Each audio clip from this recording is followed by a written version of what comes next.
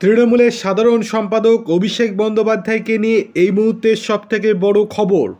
অভিষেক বন্দ্যোপাধ্যায়কে হাসপাতালে ভর্তি করানো হলো। অস্ত্রোপচারের জন্য কলকাতার একটি নামি দামি বেসরকারি হাসপাতালে ভর্তি করানো হলো তৃণমূলের সাধারণ সম্পাদক অভিষেক বন্দ্যোপাধ্যায়কে।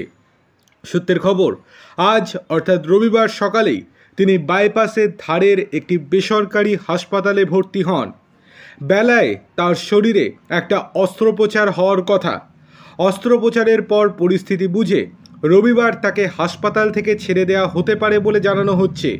আবার এমনও হতে পারে, যদি অবস্থা ক্রিটিক্যাল হয় তাহলে দুদিন হসপিটালে রাখার পর তারপর সেখান থেকে ছাড়া হতে পারে। সূত্রের খবর, অভিষেক বন্দ্যোপাধ্যায়ের পেটে অস্ত্রোপচার হবে। তবে কি হয়েছে অভিষেক বন্দ্যোপাধ্যায়ের সেটা এখনও অবধি পরিষ্কারভাবে সংবাদ মাধ্যম জানে না। কেবল এটুকু জানে অভিষেক বন্দ্যোপাধ্যায়ের পেটে অস্ত্রোপচার হবে। বিগত 2-3 দিন আগেই অভিষেক বন্দ্যোপাধ্যায় সাময়িক বিরতি চান রাজনীতি থেকে। মমতা বন্দ্যোপাধ্যায়ের কাছে দাবি করেন তার কিছুদিনের ছুটি লাগবে। সেই দাবি মঞ্জুরও করেছিলেন রাজ্যের মুখ্যমন্ত্রী মমতা বন্দ্যোপাধ্যায়।